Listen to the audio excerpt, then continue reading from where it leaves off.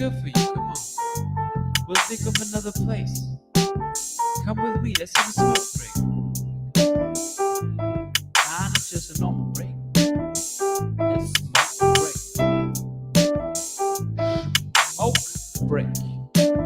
Smoke break.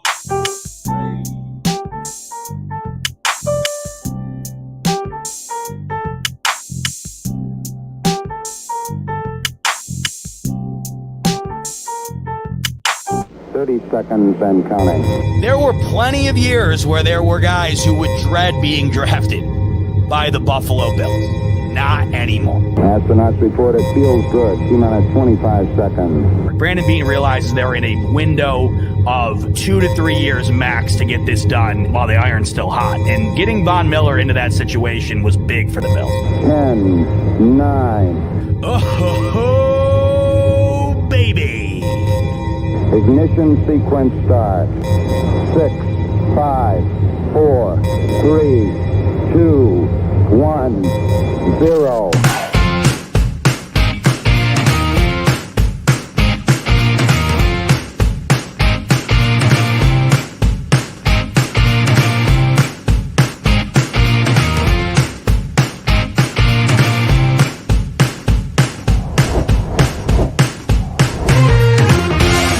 Great interview, guys.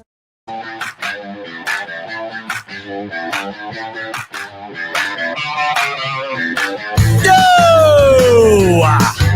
What is up, Buffalo Fanatics? Z-Bot here with you, live on the Buffalo Fanatics YouTube channel on a Wednesday afternoon. And it, of course, can only mean one thing. It is the Smoke Break, powered by BetUS, where the game begins. Receive a 125% sign-up bonus on your first 3 deposits via the link in the description below. Up to $2,500 using the promo code JOIN125. So glad you're joining me here this afternoon for a little bit of Buffalo Bills news. Brandon Beane putting in the work on a hump day. Apologies for not being with you Monday. Was out of town. I'm with you today. More coming later on in the week. I'll talk about that later on in the show. We'll be live with you the rest of the week, and I'm looking forward to joining you not only today, but tomorrow and Friday as well. But let's take care of business today. This just in the news desk. Busy Beane at One Bills Drive. He adds much needed depth, much needed personnel. Not even sure you can say depth, much needed personnel, perhaps starting personnel at the safety position. Brandon Beane signs a former Kansas City Chief today on Wednesday, March 20th, as safety Mike Edwards becomes a Buffalo Bill this afternoon. Thanks so much for joining in here on the Smoke Break as we cover some breaking news at One Bills Drive. The Buffalo Bills, who are in much need of a safety after, of course, the departure of Jordan Poyer, the inevitability of the departure of Micah Hyde. We all knew safety was at the top of the list, still is at the top of the list. And when you look at the draft needs for the Buffalo Bills, safety will still be towards the top, if not at the top, depending on how you view it. But we all knew that with the season, if the season were to be starting today, you walk into it with Taylor Rapp and Damar Hamlin. That's it. We all knew that moves were going to have to be made at safety. And about a week and a half into the start of free agency, Brandon Beane adds a former rival to the roster. Now, Mike Edwards, he is a Super Bowl magnet. Drafted in 2019 by the Tampa Bay Bucks. He wins a Super Bowl with Tom Brady and the Bucks early on in his career. And then, of course, wins a Super Bowl last year with the Kansas City Chiefs, a game in which he started against the San Francisco 49ers. His best years were, according to PFF, with the Tampa Bay Buccaneers. If we go down to his season grades, his 2 best years were in 2020 and 2001 with Tampa Bay. A bit of a drop-off here the last couple of seasons, but a starter for the Kansas City Chiefs nonetheless last season. And, of course, when we look at the addition, the first thing we take away from it is had to happen. Brandon Beane has been doing a good job incrementally adding to the needs of this team. We'll talk about it throughout the show here, but obviously addition of wide receiver. We'll talk about Curtis Samuel. I haven't been able to share my thoughts on that yet, but very exciting move, in my opinion, for these Buffalo Bills. In addition to adding at wide receiver, they also add Casey Toohill on the defensive edge and re-sign, of course, Taron Johnson to a 3-year extension. So all of these different moves, they're not breaking the news barrier or the news cycle here. We're not talking breaking news coming across the NFL Network desk, these big major moves like we're seeing perhaps some other teams make. Steelers, I don't know what they got going on, adding Russell Wilson, which in itself was, of course, a big move. And then you go on to, of course, add, why am I blanking on the name right now? This is the biggest blunder in the history right here. Justin Fields, geez, total brain fart. So we're talking about like big names, of course. Obviously, the Bills aren't going to be in the position to be landing massive names. I thought Curtis Samuel, out of all the names, was about as big as you'll see the Bills land. But the Bills are continuously getting scrutinized, I seem to be finding, throughout this offseason early on here. You know, the Bills are regressing. The Bills aren't getting any better. The Bills are losing a lot of their veteran leadership, a lot of their core, their core of the team. Partially true. You know, you can't lose Micah Hyde, Jordan Poyer, Tre'Davious White, Mitch Morse, and not feel as though that this team is losing a part of its identity. It certainly is. I mean, of course, the Buffalo Bills, when you lose multiple starters, multiple guys that have been the core of your structure, so to speak, for a long time, it's going to feel different. But I talked about this with Rico last week. Have the Bills really taken a major step back here in free agency?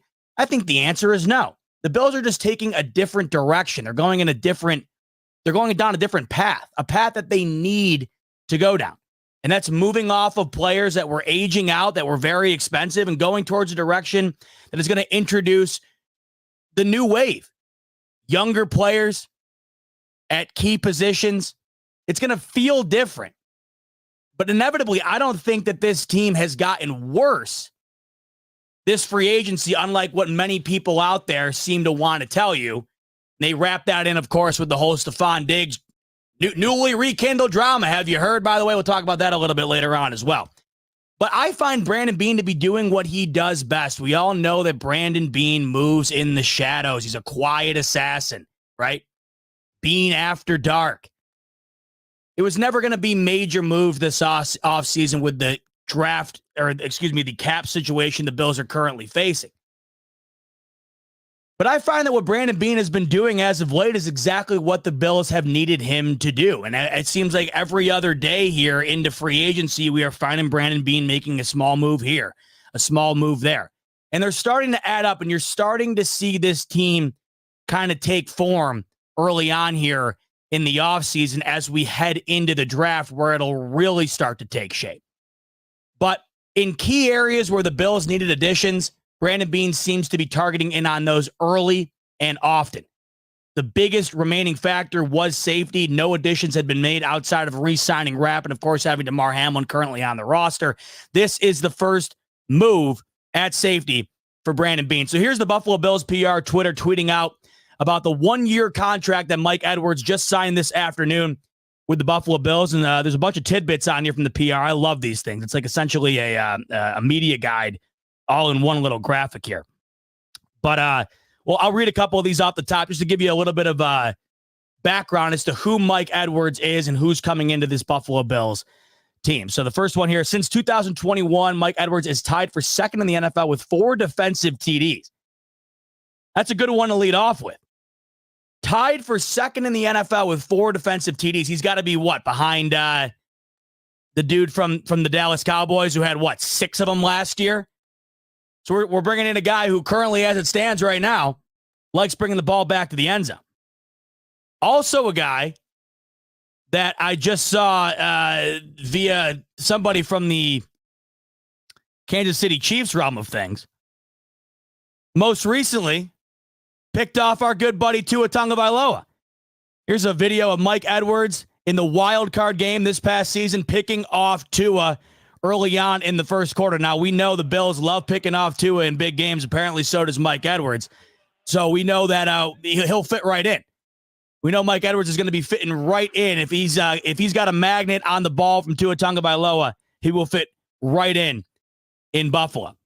But you look at what the Bills are currently in need of, and safety was, of course, the biggest need. I think you'd argue right now that, and perhaps wide receiver, obviously various other needs on this team as you look deep into it. But those were the big two, I would say. Now, is Mike Edwards going to be that guy you bring in? It's going to be an earth-shattering move like I was saying earlier? Of course not. Bigger names, of course, out there. The safety market as it stands right now in the free agency has been awfully slow. I mean, Micah Hyde, for instance, he still is yet to sign with another team. Justin Simmons is still yet to sign with a team. There's big names out there, and it seems that early in this free agency period, safety has not been a priority for a lot of these teams. But we're finding that Brandon Beane has been making moves that seem very cost-effective and perhaps beneficial not only in the short term, but potentially in the long term. This one, of course, feels like more of a short-term fix. When you're losing your two main pieces at the safety position, you're never going to be able to completely throw a Band-Aid over that overnight. We all know that it's going to be next to impossible to replace the tandem that was Jordan Poyer and Micah Hyde in Buffalo. Everybody knows that. Brandon Beane said it himself. In fact, Mike Edwards, I believe during his interview when signing with the Bills, said that that's the standard. Via Dan Fates here of 13 Wham, Mike Edwards calls Jordan Poyer and Micah Hyde the standard that was set in Buffalo and looks forward to continue it. We all know that, of course, is true.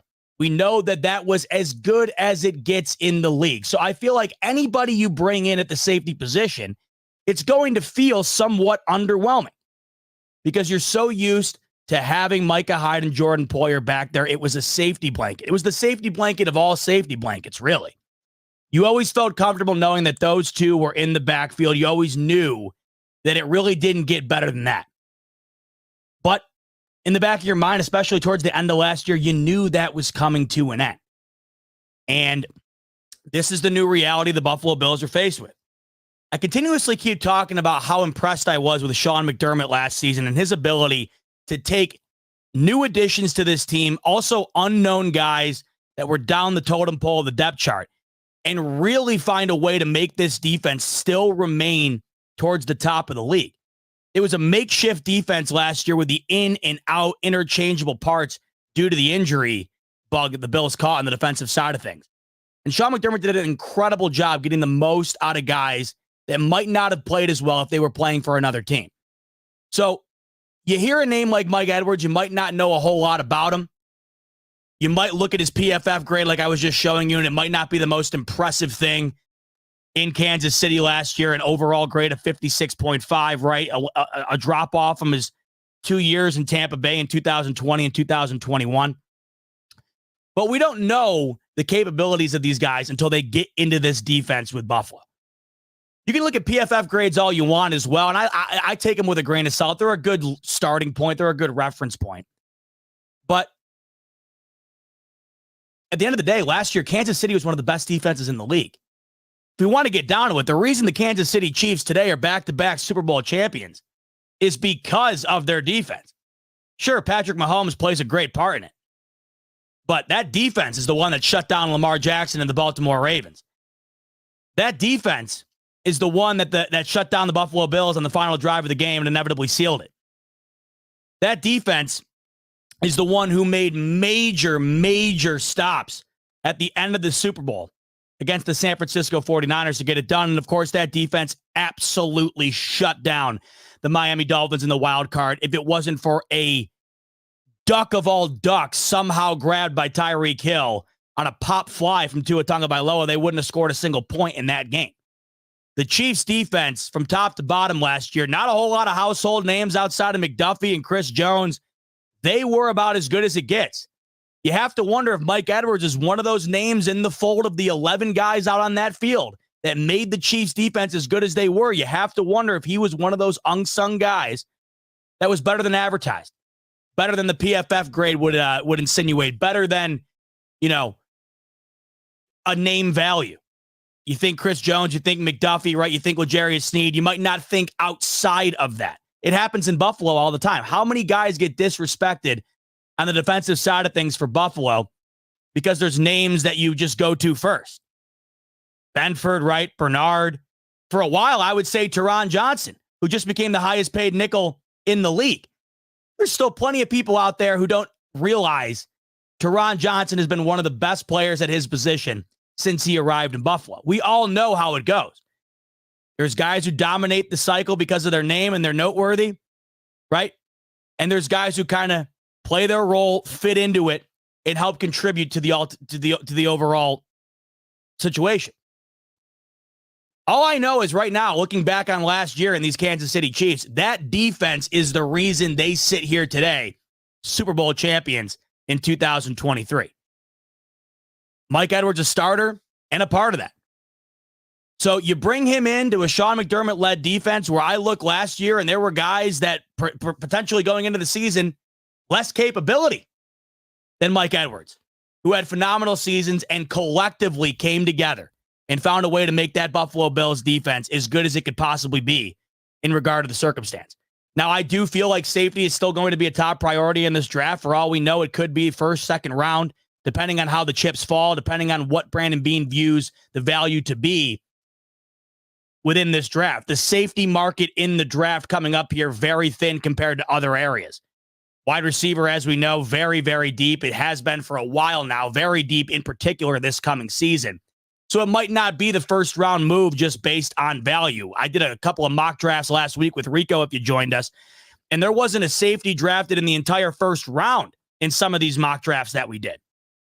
So it's not like the priority still isn't going to be there. It's just a matter of what the Buffalo Bills are going to do in the draft to address it and where, depending on how Brandon Beane views this draft class at the safety position and the value he puts on individual players coming into the Bills and filling a much needed gap, a major gap left behind by Jordan Poyer and Micah Hyde. Now, this is a start. The Bills, like I keep mentioning, they had not done anything at the safety position outside of re-signing Taylor Rapp. They had to do something. And when you look around the current free agency market, like I said earlier, for safeties, a lot of big names, a lot of guys that are going to cost money like Justin Simmons. I just don't feel like that's going to be in the cards. Micah Hyde re-signing doesn't feel like it's going to be in the cards. Just feels like an under-the-radar type move, a one-year contract. We've yet to see the complete details on the money. But I like the move for the need for these Buffalo Bills as it stands right now, and only time will tell how good of a fit Mike Edwards will be. But this is the one benefit that I keep going back to when we talk about Sean McDermott being the head coach, and I feel like it's vastly overlooked. All of the head coaches in the league right now currently getting the most praise are all offensive coaches, and that's for good reason, because a lot of these teams are some of the best in the league, especially the Kansas City Chiefs, who remain at the top of the league with the best offensive mind perhaps we've ever seen.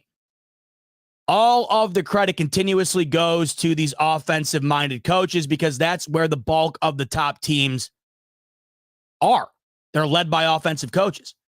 I think Sean McDermott is incredibly underrated for what he brings to the team as far as what his expertise is.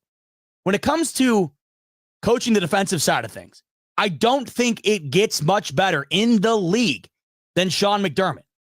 And last year, in the most high-pressure situation perhaps he's faced, job potentially on the line, minimal to zero playoff chances at one point, an insanely injured defense, Sean McDermott answered the call and had this defense really threatening some of the top teams in the league with guys that you wouldn't expect to do so.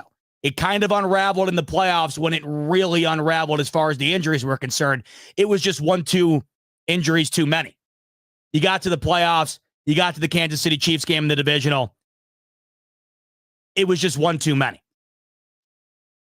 But throughout the duration of the season, suffering major blows early on, losing Matt Milano, losing Tre'Davious White very early in the year. And then, of course, injuries here, there, and everywhere throughout the year, coming in and out, in and out. I was beyond impressed with his ability to do what he is there to do. So when you hear guys like Mike Edwards, not these gigantic names, when you're bringing in guys trying to replace major names, it's not going to feel like the biggest signing in the world. It's not going to feel like it's going to be a dramatic change towards the success for these Buffalo Bills. But that's just how it feels initially. We have no idea. No one thought that about when Taron Johnson first came in. When Taron Johnson picked off Lamar Jackson in the divisional playoffs, in 2020? No one knew who the hell Taron Johnson was, right? Last year, no one knew who Terrell Bernard was, Christian Benford. Rasul Douglas's career completely reemerges last year. Nobody wanted him. So we look at this Mike Edwards signing. We don't know a whole hell of a lot about him. We look at the PFF grades. We know it's not the best. We don't know what his best is. He hasn't been coached by Sean McDermott yet. That, to me, is where I get confidence when I see guys come into this team that might be a bit under the radar on the defensive side of the ball.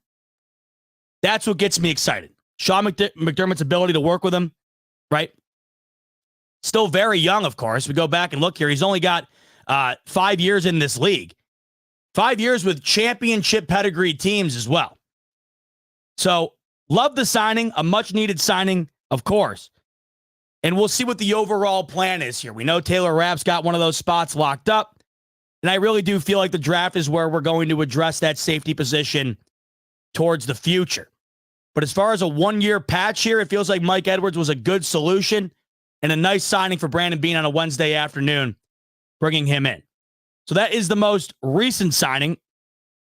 Before that, the most recent re-signing stays in the secondary for these Buffalo Bills.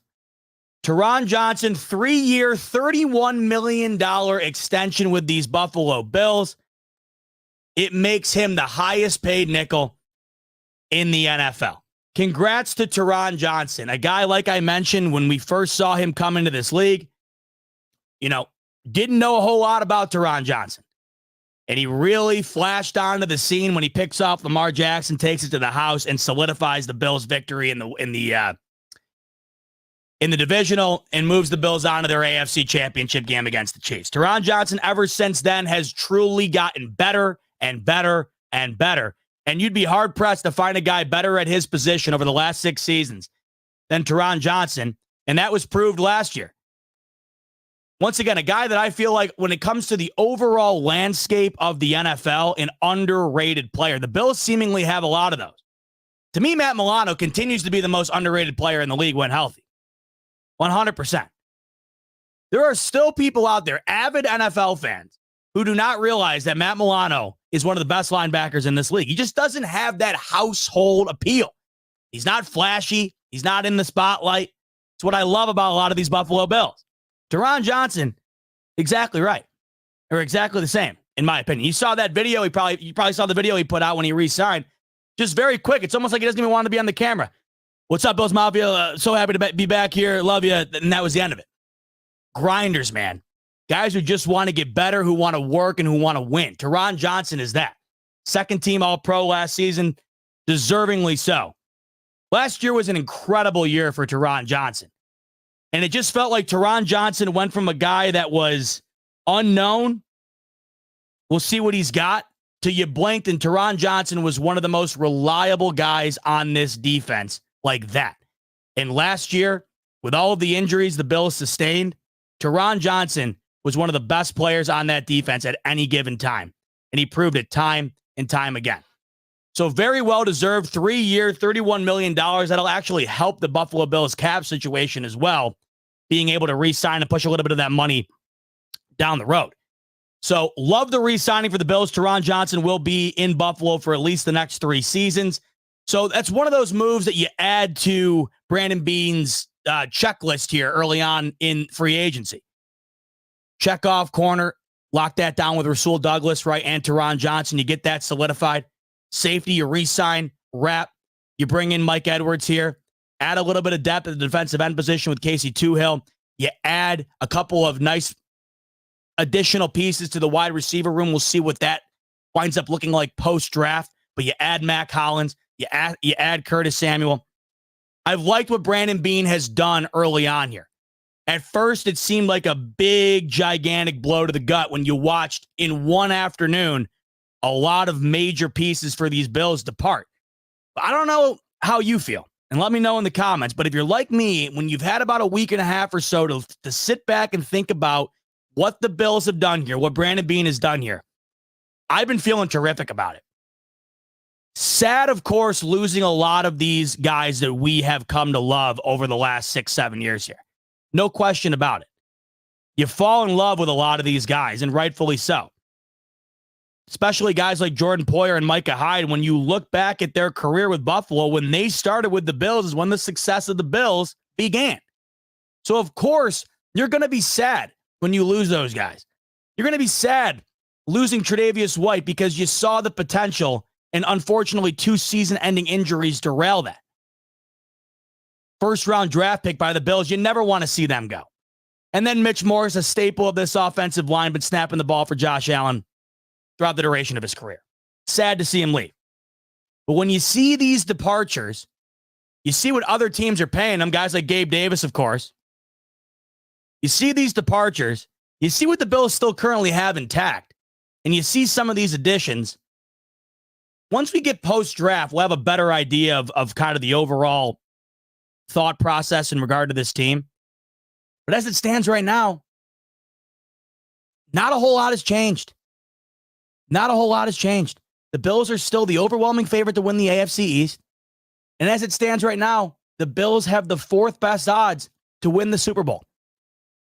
Somebody on ESPN, somebody on Fox Sports, they might think the Bills are declining because they had to move on from Tre'Davious White and Jordan Poyer. They might think they're declining because Stefon Diggs tweets out an ominous tweet. Whenever you have any doubt, go look at the Vegas odds. Go look at the Vegas market. People lie. Sometimes numbers can lie depending on how you skew them to fit your narrative. The Vegas market never lies. Have the Bills lost a bit of their identity? A bit of their leadership? A bit of that locker room? Absolutely. When we're talking about the overall threat they pose to this league, as it stands right now, they haven't dropped an inch. And we still have the draft to come, where I think that a lot of the upcoming success of the Bills will hinge on. I think that this is one of the biggest drafts of Brandon Beane's career. And if he hits, in addition to a couple of the last hits we have had, with Dalton Kincaid, James Cook, the future could be bright. We just got to see how things pan out. My main man, Jeff King, coming in with a banger of a super chat. The Kinger. What's up, my brother? Hope you're having a great Wednesday. Jeff King says, hey, bot. Listen, I understand everybody's disappointment and natural reaction. Now, right on cue is Jeff King. I understand everybody's disappointment and natural reaction to losing Poyer, Mitch, Hyde, etc. But the one thing none of us can outdo is Father Time. It was time. Beane will put us in a position to be competitive. It's up to the players now. Very, very well said, Jeff. And as always, appreciate the love and support. My main man. But that is very, very well said. And it's essentially echoing what I had just got done saying.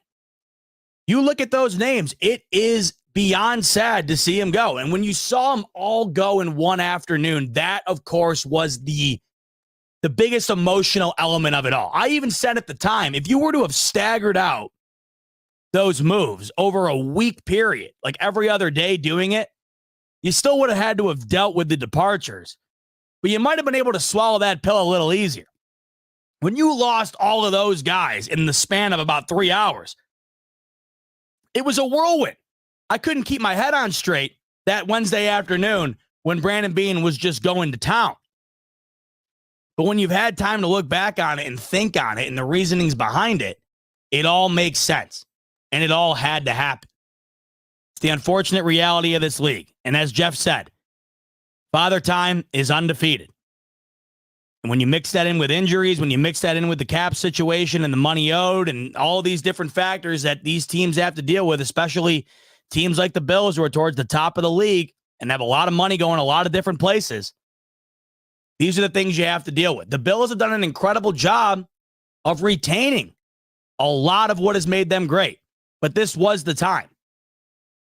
And we're starting to see bit by bit Brandon Beane starting to chip away at being able to add more and more to this team.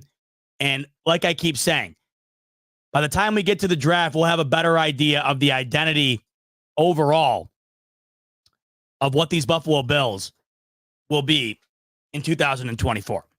So I wasn't on with you last week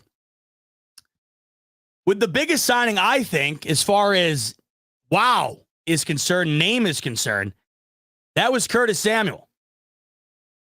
Been banging the table ever since this free agency period started about the wide receiver position. When we watched Gabe Davis depart, we immediately went and looked at the wide receiver locker room for these Bills, and it was a tough look. When you looked at the top, it was Stefon Diggs, it was Khalil Shakir, and then it was a lot of role players.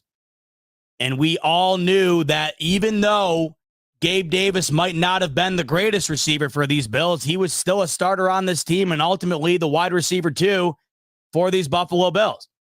Whether you loved him or not, whether you thought he was a great receiver or not, it was still a major loss to the locker room because they do not have a ton to replace him with. So, of course, you immediately look to what is out there that can be added. You first go to the draft. And I still think that that's easily top priority in the first or second round, especially with the depth that is available at the wide receiver position in this upcoming draft. But there were some names out there in free agency that weren't necessarily massive. The big one at the time was Calvin Ridley. He signs a crazy deal with the Tennessee Titans, 4 years, over $90 million. Of course, Gabe Davis winds up getting 3 years, $39 million with Jacksonville. The bigger names at the top of that list wound up getting snatched up pretty quick. And then there were other names kind of floating around. And the Bills' first initial move at wide receiver was Mac Hollins. And that was a move that, you know, kind of like a lot of moves that are made by better teams with cap strap type situations. You know, it's one of those moves where you're just like, okay, I like it. I could see it, especially for the money. I think what it was Mac Hollins, a 1 year, $3 million deal, something like that. No problem to me. Can definitely see him fitting a role for these Buffalo Bills where it seems like last year a lot of other guys filled in as well, where Josh Allen was just finding different guys every single week, 6-7 receivers on a weekly basis. Nobody was dominating the stat sheet. Nobody was getting a crazy amount of yards. But if you go back and look, it just felt like the wealth was distributed equally. And that ultimately wound up resulting in W's for these Bills in conjunction with the run game from both James Cook and Josh Allen. But I keep saying I want to see these Bills add another element. I want to see these Bills be able to combine what they did last year and then also combine what we've seen in previous years before last year. What I loved last year was that balance. It's the first time since Josh Allen has taken over that we have truly seen an evenly balanced offense between the passing attack and the running attack. In fact, it was a more run-powered offense last year than it was passing-powered offense. They ran the ball more than they threw it. But it did feel like they lost some of that over-the-top element. They lost a little bit of that spark, that excitement that we have come accustomed to seeing with Josh Allen and this offense. I want to find a way for these Buffalo Bills to be able to get to some sort of middle ground where you still have that balance, you're still dominating time of possession, you're still able to run the ball effectively, but you still have that threat down the top, right, in the pass game that is more resemblant to previous years before last. So you lose Gabe Davis, and Calvin Ridley was gone. Top names on the wide receiver chart were gone, and then it kind of fell down to where the top names remaining. Curtis Samuel was right there. I think Jerry Jeudy was up there, right? Couple of names. But Curtis Samuel, after the chips fell, was still one of the better names available at the wide receiver position when the dust kind of settled. And what the Bills ended up doing, in my opinion, what the more I continue to look into this move, the more I continue to think on it and just kind of let it sink in, the more I really love it. Curtis Samuel last week signs with these Buffalo Bills on a 3-year, $24 million deal. Gabe Davis signs with the Jacksonville Jaguars, 3 years, $39 million. Now, look, we can compare guys all day long. We love doing that. It's what keeps the media cycle churning, right? But when we're going just based on what could potentially be brought to this team compared to what was on it, for the value you get in saving about $15 million compared to what you would have had to have spent to match the Jacksonville deal that they gave to Gabe Davis, I don't know how you can't be through the moon thrilled with this signing.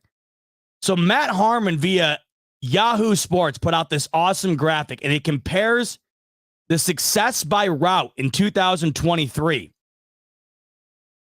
It compares those success rates of Curtis Samuel and Gabe Davis. Now, mind you, Curtis Samuel is on one of the most anemic offenses in the league. Sam Howell's throwing him the ball. He doesn't have a job today.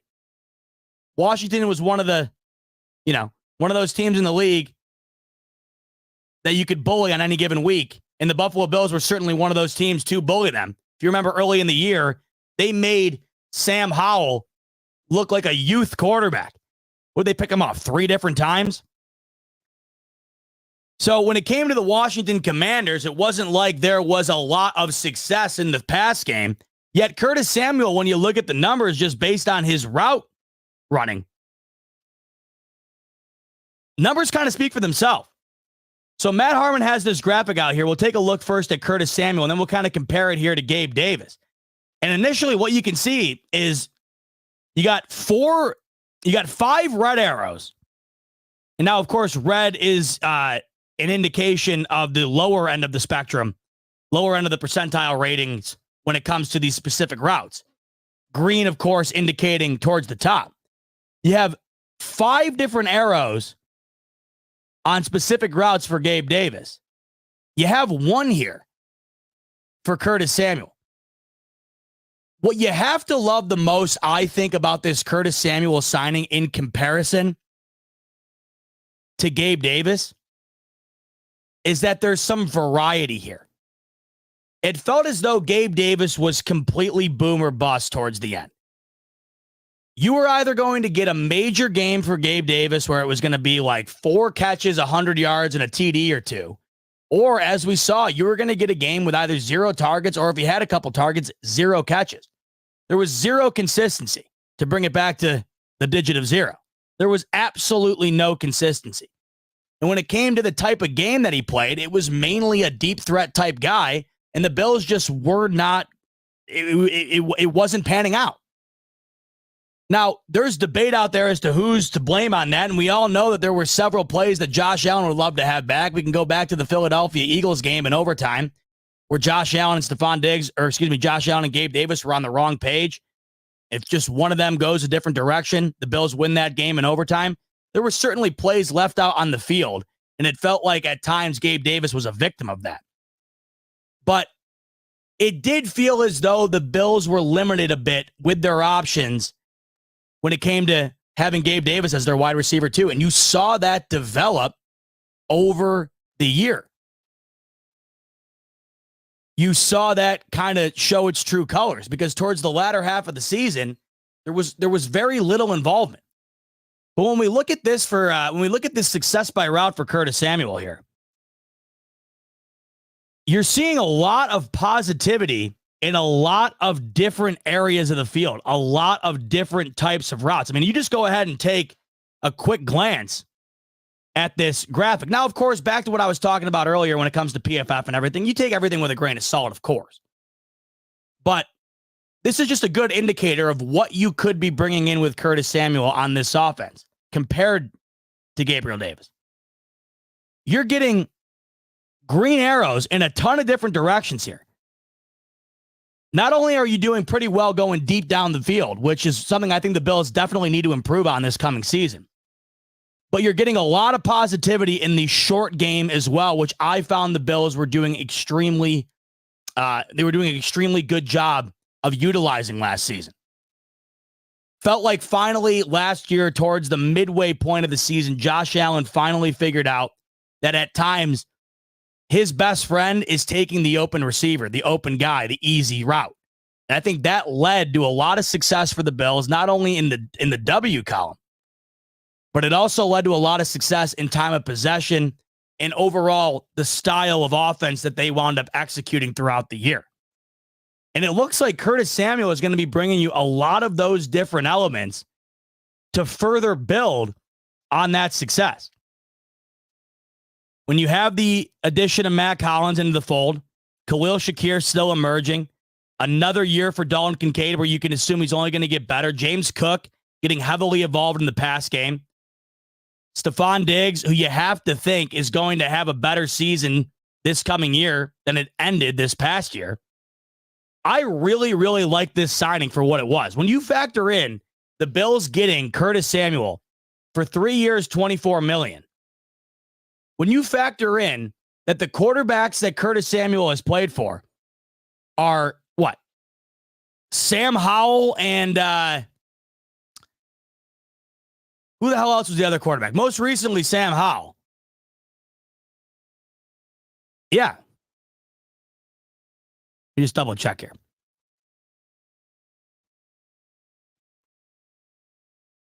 Yeah, so Sam Howell, and then whoever the hell, who was it, Sam Darnold for the majority of the time in Carolina? This is what you have to be excited about. You see what's on your screen right here, a lot of success on these routes, right? And you go back and look at his numbers, and there's two things that stand out.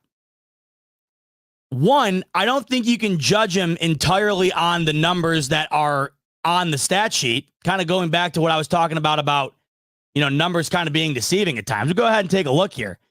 Look at the teams that Curtis Samuel has played for. These are teams that, as it stands right now, if you were to talk about throwing the ball, if you were talking about success in the pass game, you're talking about at the bottom of the list here in Carolina and Washington. And if we go back to the 1 year that stands out the most, it's 2020, where Curtis Samuel has a career year. He had his career high in receptions. He had his career high in yards. Who just so happened to be the offensive coordinator for the Carolina Panthers in that particular year? Joe Brady. And Curtis Samuel told the media that he was super excited when the opportunity came to come to Buffalo because having experience with Joe Brady was definitely an influence on him to sign with Buffalo. So I think there's a bunch of reasons here to be excited that might not meet the eye. One, I think you're getting more of a variety when it comes to the type of player out on the field and what he brings as far as an arsenal is concerned at the wide receiver position. I think you're getting a bit more on the table than you were with Gabe Davis. I think you're getting a guy that could potentially be incredibly underrated simply based on the fact that he has been playing with bottom barrel quarterback talent pretty much his entire career. I mean, we got a guy last year that I guess for all intents and purposes, still not all that bad the last couple of seasons in Washington when you talk about how bad that team was.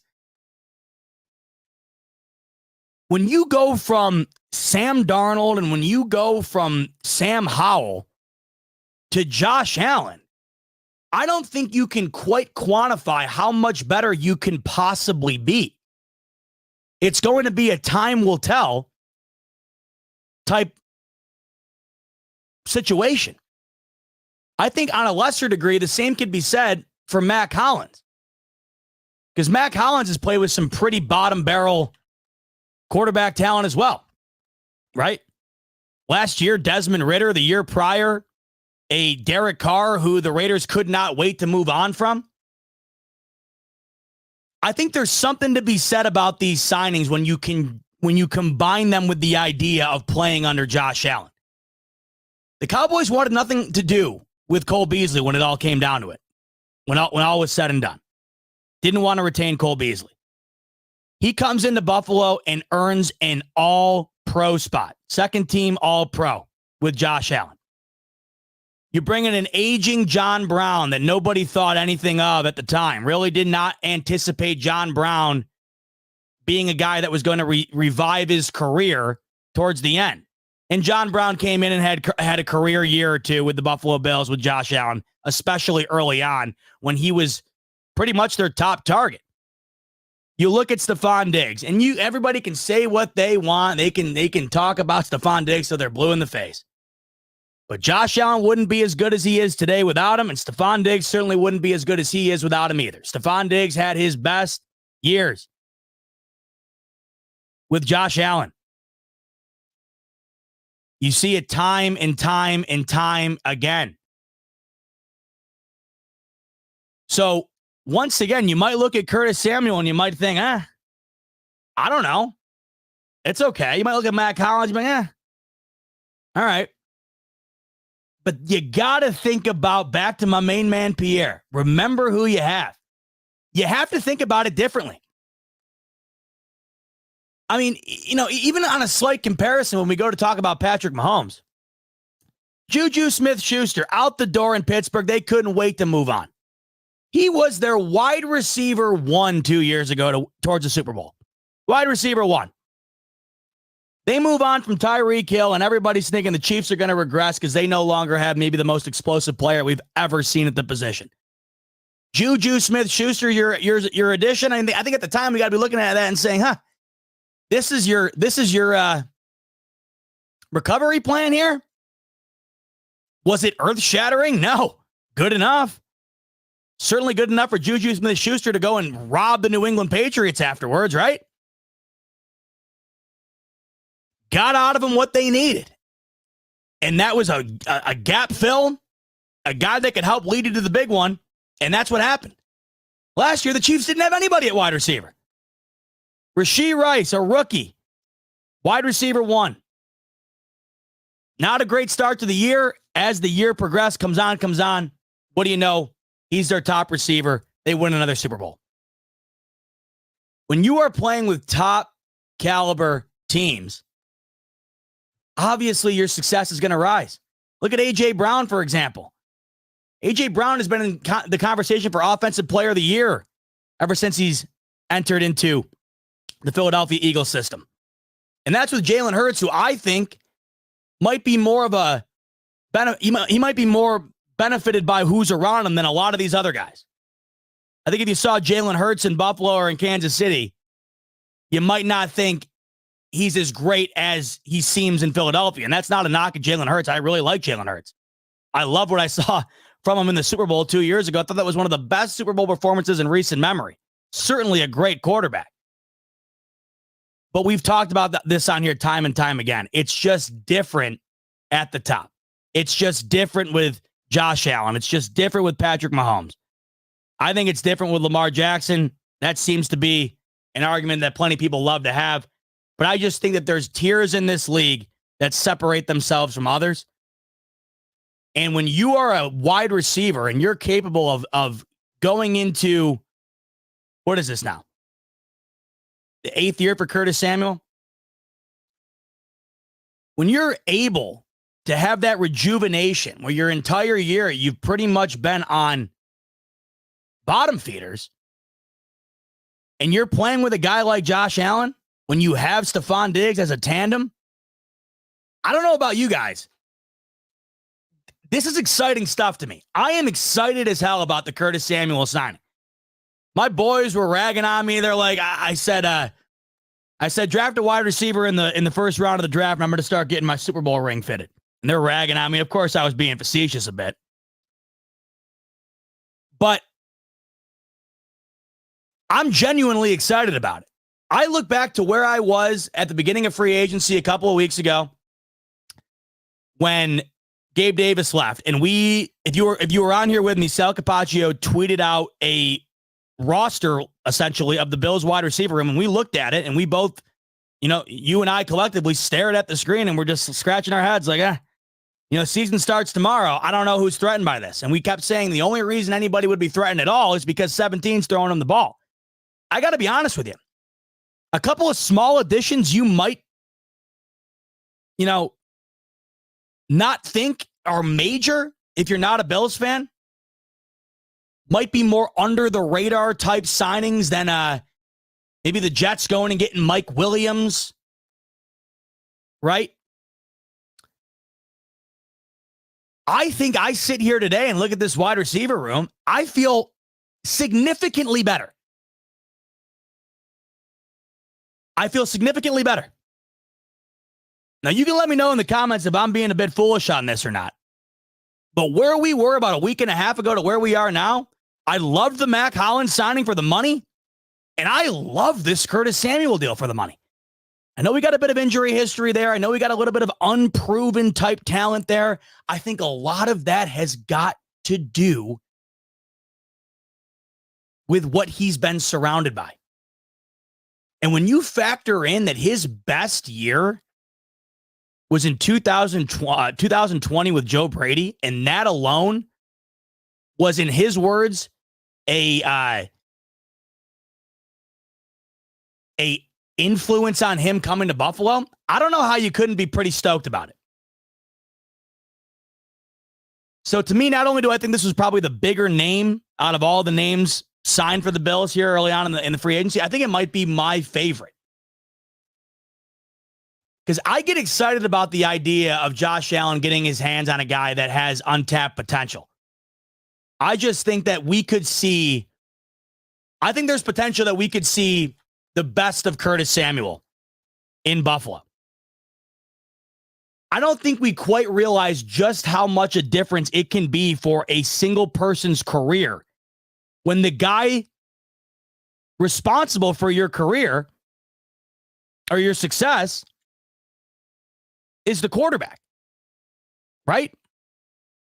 It's a very unique position, the wide receiver position, because you are pretty much reliant on your quarterback in terms of how your success is going to be dictated. Many other positions, that's not the case. Running back, I mean, yeah, of course, the better offensive line, the better you're going to do. But running back, the ball's in your hands and your hands exclusively. Quarterback, the ball's in your hands. You're making the decision.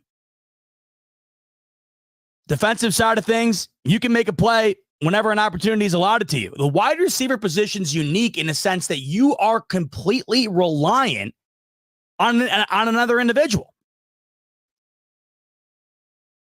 And when you look at what Curtis Samuel has had behind him,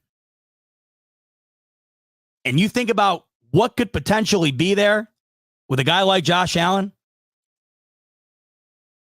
I'm excited. I see a lot of people mentioning this in the comments, and I haven't even alluded to this yet, and this is certainly something. Look at the rushing stats. This is awfully interesting to me. Look at 2020 under Joe Brady. Career high in carries for Curtis Samuel at 41 carries for 200 yards and 2 touchdowns. 41 carries for a wide receiver. That is not insignificant. So there could be a whole new wrinkle being added here with Joe Brady and Curtis Samuel that we do not currently have on this offense. So I think there's a lot of reasons to be excited, and I think the cherry on top, too, is when you look at the departure of Gabe Davis and the addition of Curtis Samuel. You get Curtis Samuel for 3 years, $24 million, and Gabe Davis signed for 3 years, $39 million. Much more cap-friendly for the Bills, and we go back and look at this. Once again, grain of salt, it's just one example. But when we're talking about a variety of different routes being ran here, just based on overall success, it favors Curtis Samuel in nearly every single category. Here's a quick recap on what Matt Harmon had to say about these graphics. He said, Davis brings value as a vertical X receiver who can burn downfield and uncover well on scramble drills. However, his inconsistency as a separator makes him a tricky bet as a high-volume starter. Pretty much back to what I was just saying. A lot of inconsistency for Gabe Davis. 1 week, wow, who the hell is that guy? The other week, where the hell is Gabe Davis? You go to his little recap here on Curtis Samuel. Samuel is a position-versatile wide receiver who can win in multiple roles and separate. Perfect fit for what the Bills have been missing. I got to tell you, I think there's a lot of reason to be excited. And if you combine that with an addition in the draft as well, potentially at the top, potentially the Bills go wide receiver in the first round or the second round. All of a sudden, you go from a wide receiver room you got a lot of questions about to feeling pretty good about where the Bills are at. We'll see what happens in the draft. I will say, as it stands right now, I feel a lot better than I did last week, 2 weeks ago. We'll see what they do in the draft. A lot of talent at the wide receiver position. If the Bills add another starter towards the top of that draft, could be a lot to be excited about. And this goes back to what I was saying about, losing a lot of these core pieces of our Buffalo Bills. Definitely sad, but the silver lining within that, I think there's excitement to be had here when you're watching this new page be turned and what's being written on that page. I'm starting to get excited. Now, this is, of course, just the offseason kind of talking. When you try to, you're, of course, going to try to find a reason to be excited about all the moves these guys make.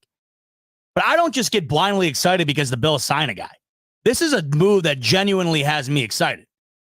And when I look at all the other little things that Brandon Beane has done throughout the offseason here, including the exceptional job in restructuring guys and re-signing guys, I like the direction the Bills are heading because they're in a they were in a tough position.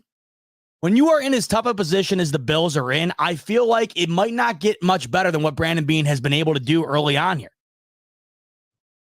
It was the reality of the situation. I think Brandon Beane early on here has done a really good job of chipping away at the losses and retaining guys that they have felt are not only pivotal to this team, but are pivotal to the team for the significant and and long-term future. So Curtis Samuel, a Buffalo Bill, and a signing that I am extremely excited about. Another signing the Bills made, and I don't know a whole lot about Casey Toohill, but this is another signing that the Bills made actually just yesterday. And Casey Toohill, a defensive end who was with the Washington Commanders, just signed with the Bills yesterday. That is certainly a depth addition to the defensive line for these Bills. And we knew that the Bills were going to want to target in on depth at that position. That was going to be a priority in this upcoming draft. They target in on that a little bit here in free agency, signing Toohill to a 1-year contract. This is via Buffalo Rumblings here. And he is 27 years of age. When you look at the overall body of work, nothing crazy, right? 14 of 57 games played, 80 tackles, 20 quarterback hits. But this is more of a depth piece than anything else. And once again, Brandon Beane knows what the team needs currently. Pre-draft, he's taking care of what he can take care of based on the finances available and what is also available out there in free agency. So, one of those moves that you look at and you're just like, okay. But, then again, a move that ultimately, I think, was one that the Bills certainly had at the top of their priority list and are kind of chipping away at doing so early in free agency before they hit the draft. One more thing I saw earlier, by the way, just kind of once again, not everything's apples to apples. When you're comparing guys and when you're bringing up numbers, you can pretty much do whatever you want. But this is pretty much a black and white representation of Gabriel Davis and Curtis Samuel's career here. And of course, you're going to have a lot more on the side of Curtis Samuel because he's played nearly 30 more games than Gabe Davis. But this is what you're getting. The rushing stats certainly are standing out to me more than I initially anticipated. I mean, 121 carries for 715 yards in his career as a wide receiver. Definitely something we're going to have to keep an eye on. 7 touchdowns as well on the ground. I mean, this is certainly something we're going to have to keep an eye on going into the year. Just an added element. Not even mentioning the fact that I just think you're getting more when it comes to the wide receiver position itself. So, tough to compare the numbers here when you have almost 30 more games than Gabriel Davis, who's heading into his second contract. But this is just kind of a black and white comparison as to what you're kind of getting from Curtis Samuel, what he's had under his belt, his body of work. But I just think the sky could potentially be the limit when you're talking about adding him with Josh Allen. And I also think that if they are able to get a stud in this draft, or at least a starter, interchangeable starter at the wide receiver position in the first round or second round, I mean, he might not come into the league and immediately be Jamar Chase. But if they can get a guy that is going to be another threat, it only adds more opportunity for a guy like Curtis Samuel or Matt Collins, and then opens things up more for Stefon Diggs. We'll touch on Stefon Diggs here in a second, just because that it is resurfaced again, and I just want to give my quick thoughts on what the latest is on Stefon Diggs, because for some reason that just seems to be the it is the gravy train in the mainstream media. I mean, it really is like it must be ratings heaven. I don't even know how else to describe it. So we'll talk about that here in a second. But I do want to mention that tomorrow kickstarts the NCAA tournament. Now, I don't know if you're like me, but when football is out of commission, when it's not on, there is a void that is left massively open. But every year, this 2-week period of March Madness college basketball, it helps fill that void just a little bit. It's probably my favorite non-football season sporting event. And we're getting into a fun time of year where you're really missing football, and then all of a sudden, you get March Madness, you get the NHL playoffs, you get the NBA playoffs, and if you're a baseball guy, that kicked off today in South Korea, and opening day rather, is a week from tomorrow. But I think the most exciting element or exciting offering in the sports world as it stands right now is, of course, March Madness. So tomorrow, things kick off at around noon. And I'm going to be hanging, so I thought it would be fun tomorrow if you guys are around, if you're chilling, if you're at work, if you're doing whatever and want to join in on a watch party tomorrow and potentially Friday. Not 100% certain on what the deal is going to be on Friday, but I know for a fact tomorrow I'm going to be hosting a first-round NCAA March Madness tournament watch party. And I'd love to have you all come on in and join. We'll sit back and we'll watch the madness unfold. We'll sit back and watch the first half of the games kick off. I believe there's 16 games on tomorrow. So we're going to come on in here on the Buffalo Fanatics YouTube channel. We're going to watch some basketball, and then we'll just chat Buffalo Bills. We'll chat football. We'll chat whatever you want while we watch. Speaking of which, for tomorrow, for that watch party, and in general, I'm doing this thing. I know I got my brackets filled out and everything. Jeff King saying, fill out those brackets. Definitely got to fill out those brackets. What I'm doing this new strategy, courtesy of my friends over at BetUS. What I'm doing, and if you want to join in with me, feel free. If you join with me tomorrow on the watch party, going to be a lot of fun. Here's the strategy I'm doing, and you can get in and on it early with BetUS. By the way, link in the description below. 125% sign up bonus on your first 3 deposits up to $2,500 with the promo code JOIN125. Here's my strategy, and you can follow along. I'm going to be doing this all day tomorrow on the watch party, and also tonight for the final 2 games of the first 4.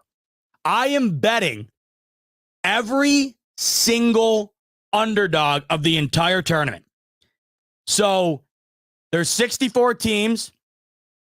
How many games is that? We got 32 games, 16 games, 8 games. So I don't know. I'm not a mathematician, but we're talking like 60 games or so. I'm betting the underdog in every single game. And I'm going to kick it off tonight right here on BetUS. So the underdog for the first 4 game kicking off in just about an hour, or tipping off in about an hour here. Grambling versus Montana State. Those are two 16 seeds duking it out to try and get the right to play in the first round. And Boise State versus Colorado is the game after that. Those are two 10 seeds duking it out to try to get into the first round as well.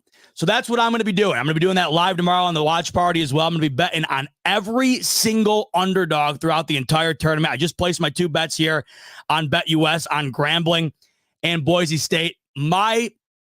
I'm trying to see what my strategy is going to be. Or I'm trying to see what the result is going to be at the end of this. I'm kind of doing like a science experiment. I saw some guy last year on Twitter doing this, and I thought it was genius. Because not only does it give you an extra rooting interest, but it's also a rooting interest that everybody wants in the tournament. You always want to be pulling for the underdog. And I think the last couple of years, it's paid out pretty damn well. The guy I saw on Twitter, he's done it the last 2 years, and I think he placed a $100 bet on every single underdog, and he wound up coming up in the green like plus 2,000 each year. So fun stuff. I'm joining in on it. You can do so too. Once again, link in the description below on BetUS, and you can hop in. But tomorrow afternoon, we're going to kick it off right around 12:30 when the first game tips off. And we're going to be doing a NCAA March Madness watch party, and we'll go for as long as we want to. There's games on all day. I believe there's 16 games on tomorrow. And that'll be fun. A little off-season, non-football get-together. We'll chat. We'll talk about whatever in the comment section. We'll talk about Bills, the NFL, and we'll watch some hoops.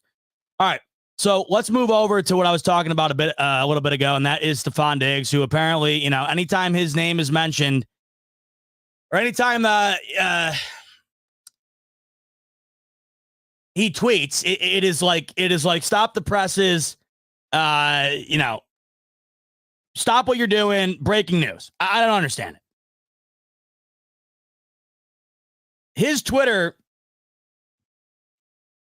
ESPN has essentially made Stefon Diggs' Twitter what LeBron James' Twitter has been for the last 10 years. Anytime LeBron James tweets, I get an update on my phone. Like, I feel like I've gotten updates sometimes where it's like, LeBron James goes and sees Oppenheimer. Loved it. Via whoever. ESPN. LeBron James weighs in on MVP winner Lamar Jackson. It's like, that's great. Like, why am I getting a notification about it? Why is this news?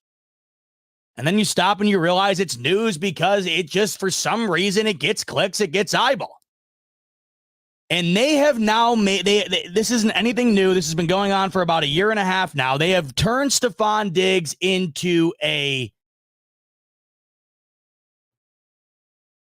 essentially a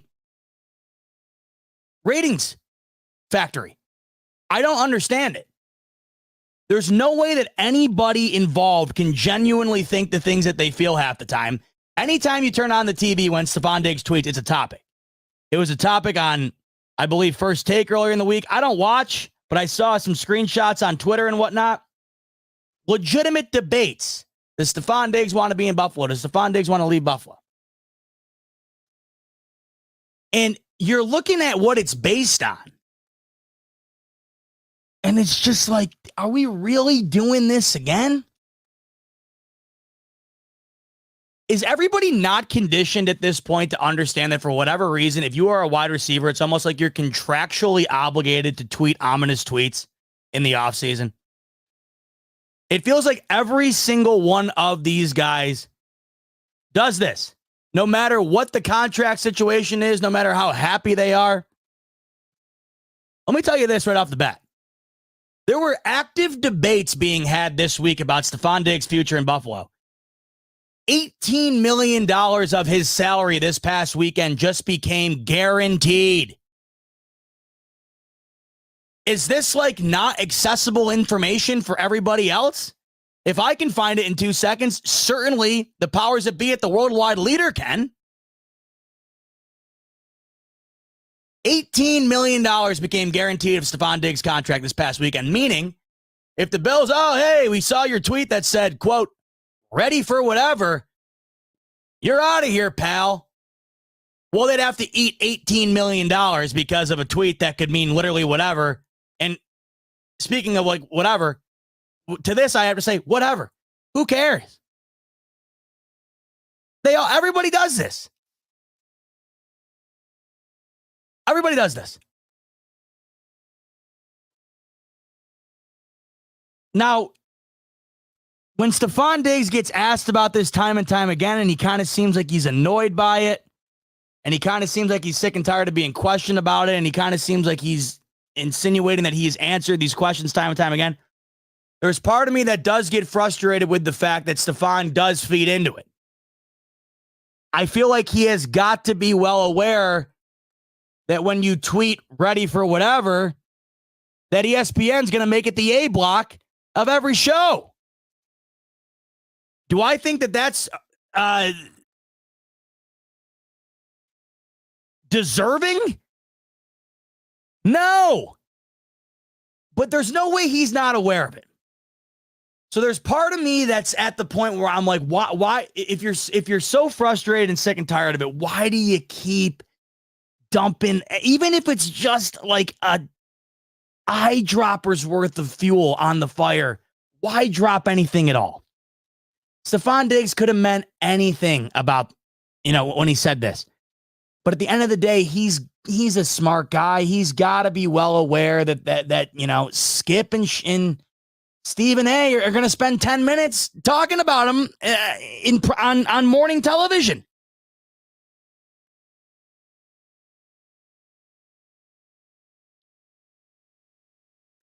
Wasn't the only thing. I mean, if you just go through his Twitter, it's just like the most random stuff. With love. Question real quick. I mean, what does that even mean?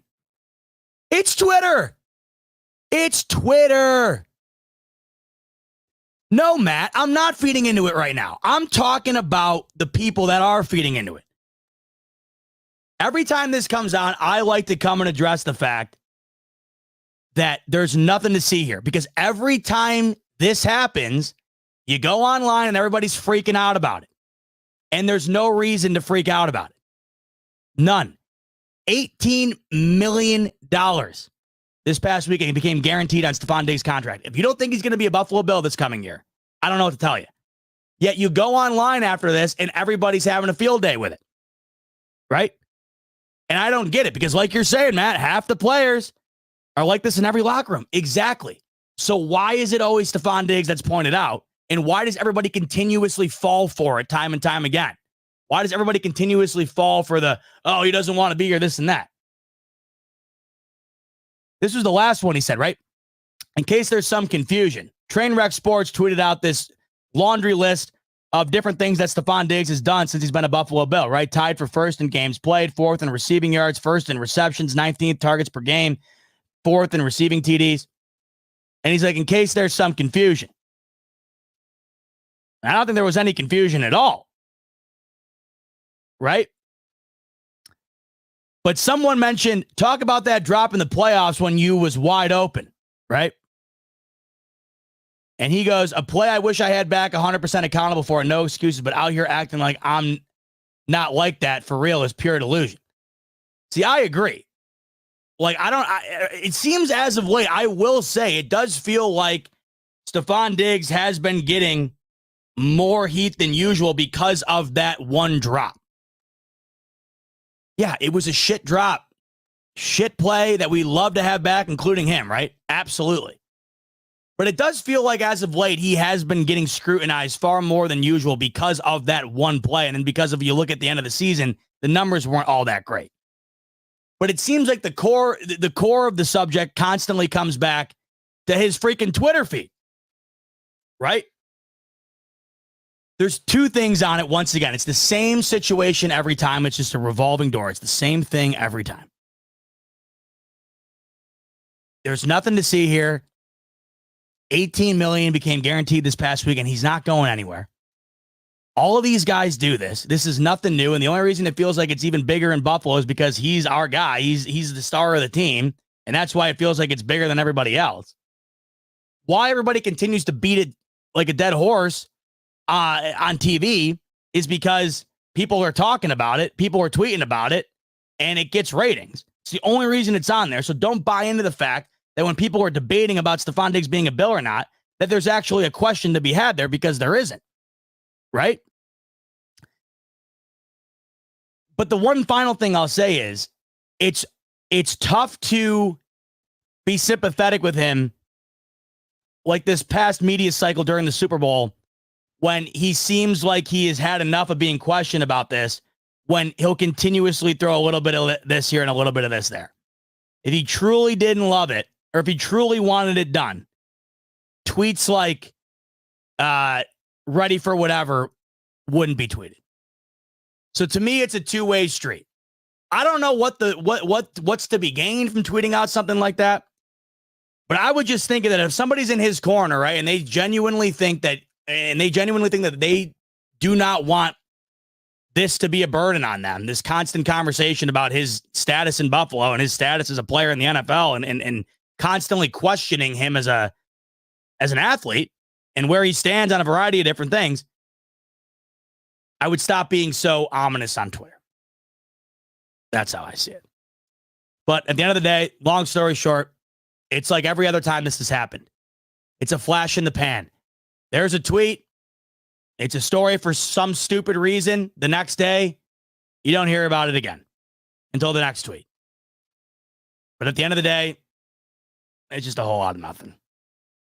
So I personally wish it would just, there wouldn't be any more additions to the Twitter feed that are like that, where you can kind of question it all of it. But then again, you could say that about so many guys. So many guys. And like Richie's saying, he's smart. At this point, he knows the media loses their minds. It's hilarious. Exactly. There might be part of it where, and this is the one thing I've always kind of juggled. I'm not an athlete with millions of followers who at the touch of a button can completely change the news cycle.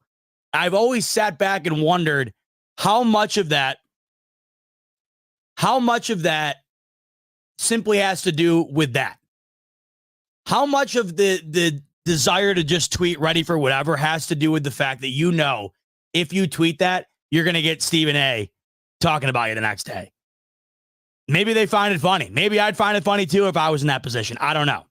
I just do struggle with the fact that when he is questioned about these things that he's kind of opened himself up to being questioned about, it seems like he has a lot of disdain for that. I don't think you can have it both ways. That's all. All right. Hour 15 in the books. Wrapped up a couple of news stories for these Buffalo Bills, including the latest at One Bills Drive. The Bills signing safety Mike Edwards this afternoon from the Kansas City Chiefs. A much-needed addition to the safety room. Oh, by the way, I think I missed the super chat. One quick second before we wrap up shop here. I think I missed another one from my main man, the Kinger. Jeff King coming in again on a Wednesday, firing him hot today, Jay King. Buddy, here's my point with Stefon. He can bring all this to an end. So I have to question his insecurities about being relevant in the public eye. Again, he can bring all of the speculation to an end, but it needs to come from his mouth. I agree partially. I think that he could put this to an end. Like I just said, he could put this to an end if he didn't tweet stuff like ready for whatever. Absolutely. I don't know if he's insecure about the way he's viewed in the public eye. I will say I feel like he's been getting a lot of unwarranted flack for that drop. It does feel like a lot of people are immediately just going to that drop when talking about Stefon Diggs, not literally anything else that he's done for these Buffalo Bills, which has been more or less extraordinary. Been towards the top of the league in the variety of different categories since he's entered in with the Bills. Yeah, it was a bad drop. It was a bad play.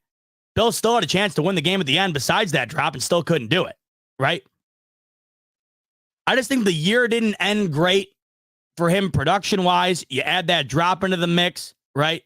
You add that loss, of course, into the mix. Yet again, another divisional exit. Emotions are high.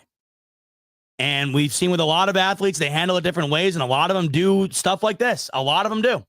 So I agree with you. He could put it to an end. He never seems to completely put the nail in the coffin on it. But at this point, I just guess it is what it is. Every time this happens, though, I just like to reference that nothing's going to come of it. Because you got people in here trying to tell me that, it's not worth talking about. The subject matter itself is not worth talking about. Yet people are constantly talking about it. That's why I bring it up, because I feel like every time this happens, I have to come on and just say my part. And my part is stop going online and, bringing the pitchforks out because you're worried about Stefon Diggs leaving. It's not going to happen. It's endless. It's beyond infuriating. What's more frustrating than it being talked about on TV, and what's more frustrating than the tweets itself that could open up this discussion, is going online and seeing a barrage of people constantly falling for it. Falling for everyone on TV saying, he doesn't want to be there, this and that. And at the end of the day, even if he didn't want to be there, I mean, do you know the mountains that would have to be moved for Stefon Diggs to not be a Bill this year, especially after this past weekend with the $18 million becoming guaranteed? It ain't happening. All right. Thanks again, Jeff King, and thanks to everybody else who joined in Wednesday afternoon smoke break edition. Mike Edwards, a Buffalo Bill, and we talked about a variety of other recent updates with these Bills as well. A very efficient start to the offseason, I'd say, for Brandon Beane. We all know he is prone to being quite efficient, and I think that with a lot of major moves made, he has done a real solid job since then, getting these Bills down to where they need to be as far as the cap situation is concerned, and also starting to build towards the future, getting this team ready for a productive 2024. Like I said earlier, tomorrow I will be live starting at around 12:30. We're going to do a March Madness watch party, so make sure to come in and join me at around 12:30 tomorrow. We'll kick back and watch a day's worth of hoops. We'll talk ball and whatever else you feel like talking about here in the comment section. Once again, you want to tell my bets for tomorrow. I'm betting every single underdog in the tournament. BetUS, link in the description below, 125% sign-up bonus on your first 3 deposits, up to $2,500 with the promo code JOIN125. Hop in on that. Come tell my bets tomorrow and watch some hoops with me. Should be a lot of fun. Until then, have a great rest of your night, folks. I will see you tomorrow afternoon. And until then, go Bills.